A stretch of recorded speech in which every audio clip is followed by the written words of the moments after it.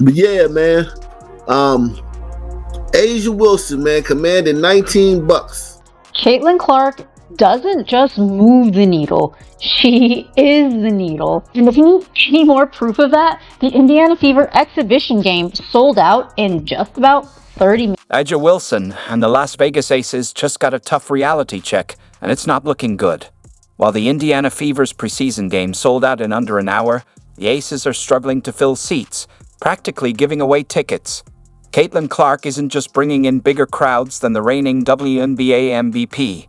She's making her presence impossible to ignore. Did Wilson's team forget to send out a reminder that they're still the defending champs? Did the Aces marketing team lose focus at the worst time? Whatever the reason, Vegas might need to rethink its strategy, because right now, it looks like Clark's impact is dominating the conversation, and that's not sitting well with Wilson. This, by the way, is driving Asia Wilson fans nuts. They're furious that this is happening on the same day. Why are they doing this? Oh my God, don't they realize the impact of Asia Wilson? Blah, blah. What impact? Stop it. Meanwhile, over in Indiana, it's pure chaos. Fever fans are doing everything short of camping out just to catch a glimpse of Caitlin Clark in a preseason game. Held at the University of Iowa, Clark's old stomping grounds, the matchup didn't just sell out, it sent ticket prices soaring. Resale markets are in a frenzy, with seats going for thousands of dollars. The cheapest ticket, a cool $400 to $500. Yeah, it's a big situation again. Like Caitlin Clark selling out Iowa, sold out a preseason game. People saying it sold out in 40 minutes. This is within 20 minutes. Like, obviously, you couldn't get onto the damn website. It's sold out. You could have been trying to refreshing the page and not got tickets. Most of the time, it officially sold out in 40 minutes, but like realistically, it almost crashed the website. $1,000 just to watch Clark warm up before the actual season even begins. Fans are treating this like it's Game 7 of the WNBA Finals, and the hype is only getting bigger. Las Vegas Aces. So, let me see how much it's gonna bust my pocket. Yo, the Aces in their first preseason game, man. $19. Jeez Christ, jeez, please, man. Now, let's shift the focus to Las Vegas, because things are getting downright embarrassing. The so-called powerhouse of the WNBA is struggling to sell tickets, with prices as low as $19. That's less than what you'd spend on a meal at a decent restaurant. At this rate, the Aces might have to start offering buy one, get one free deals just to fill a few sections. You think a team loaded with MVP ace, all-stars, and Olympians wouldn't have to work this hard to draw a crowd. But here we are. I just want to point that out. As an Indiana Fever fan, I mean, there are people who are willing to pay all kinds of money to get tickets. There are people who are buying merch, off like flying off the shelves, basketball, all kinds of stuff. And they're begging to buy that shoe. That's why I said, Nike, I don't know what the deal is. I'm not into the contract or anything like that. They got something, whatever their agreement is, that's their agreement. I'm saying, though, when that shoe shows up, they better prepare and be ready. The Las Vegas Aces. Let's see just how much it'll cost to catch their first preseason game. Oh, just $19? Seriously? Meanwhile, over in Indiana, fans are scrambling for any seat they can get, even in the nosebleeds, just to witness Caitlin Clark's debut. In Vegas, you could stroll in late, grab some nachos, and still have your pick of premium seats. But this isn't just about ticket prices, it's about demand. People are doing whatever it takes to be in the building for Clark, while the Aces are just hoping anyone, shows up to watch their championship squad. Fans are for real Indiana Fever fans, and they buy tickets. They sell out arenas, home and away. They buy merch. Let's put this into perspective. 2 courtside resale tickets for a Fever preseason game could easily cover a round-trip flight to Vegas, a luxury hotel stay, and a high-end steak dinner, with enough left over to grab Aces tickets and still have cash in your pocket. That's how massive this gap is. Indiana Fever fans aren't just excited, they're part of a movement. Meanwhile, the Aces, they're out here struggling to fill seats like it's a charity giveaway.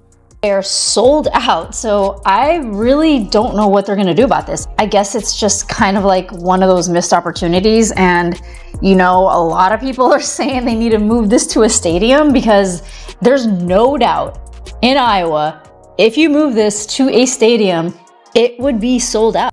Caitlin Clark didn't just join the WNBA, she completely reshaped its landscape. The Fever, a team that was barely on the radar for years, is now the biggest attraction in basketball. And the Aces? They just got a harsh reminder that championships don't always fill seats. Clark is the future, and Vegas better find a way to keep up, or risk being left behind. You see how many people showed up to watch Caitlin Clark play golf?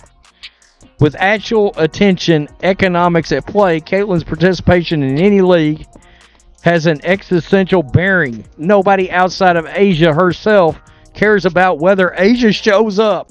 A'ja Wilson and the Las Vegas Aces can try all the damage control they want, but the numbers don't lie. There's just no buzz. Some might blame the market, arguing that Vegas has too many entertainment options. But let's be real, Indiana isn't exactly Times Square, yet the Fever are selling out games at record speed, while the Aces are practically giving away tickets like free samples at a grocery store.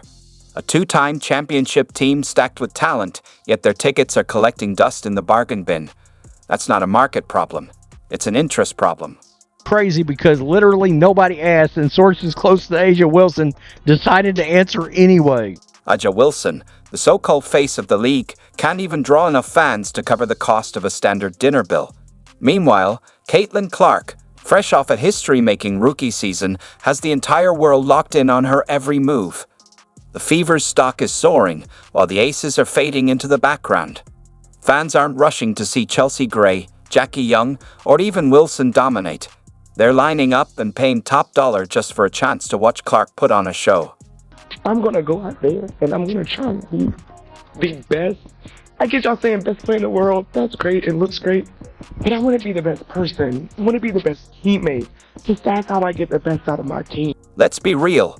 When was the last time you saw courtside seats for a reigning MVP going for under $20? That's unheard of. Meanwhile, Caitlin Clark's games sell out in minutes, and the resale market is exploding like it's the Super Bowl. It's not even a competition at this point. The Caitlin Clark effect is undeniable.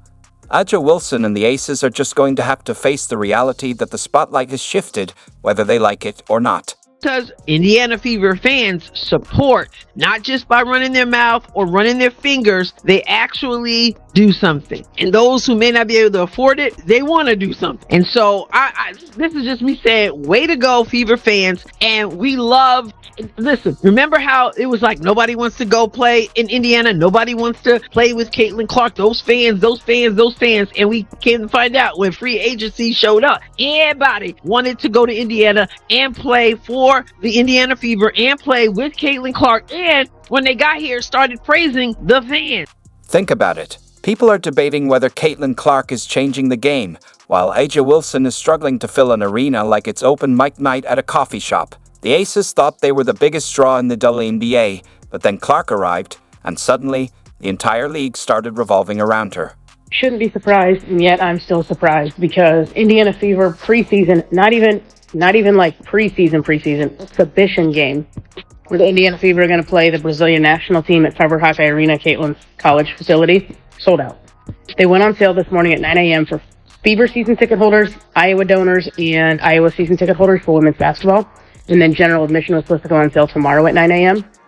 I'm hearing rumblings of like maybe scalpers got in, like the secondary market is already crazy, but it was sold out and a bunch of season ticket holders couldn't even get those in. Iowa women's basketball posted this on their Instagram and on their Facebook just a few minutes ago that, hey, it's already sold out. No point in trying to get tickets tomorrow for the general public because you can't. Aces fans love to throw around the back-to-back champions card, but here's the real question. What's the point of dominance if nobody is watching? You could walk into an Aces game 5 minutes before tip-off and still grab a front row seat like it's a clearance sale. Meanwhile, trying to score a ticket to see Caitlin Clark is like trying to land front row seats to a Bianca concert. Gone in seconds. There are levels to this, and Clark is proving she's in a league of her own. The future of the WNBA has arrived, and the Aces just got left behind. Another thing that we've seen jump so much this season in the WNBA is merch sales. There was a report that came out from the boardroom saying that since the start of the regular season, sales of WNBA merchandise are up over 500% versus the same period last year, with fan gear sales over the first half of the season at the highest in league history. Player-specific merchandise, including jerseys and t-shirts, have seen a staggering 1,000% increase in sales. Additionally, sales of league-specific merchandise like the popular orange WNBA hoodie are also up 200%. The top-selling WNBA player merch, Caitlin Clark, #1 in jersey sales, Angel Reese 2, Sabrina 3, Kate Martin 4. We talked about this earlier in the season. I feel sad that Kate Martin also hasn't gotten as much playing time the second half of the season. I feel like she deserves more. And then #5 on the list is Asia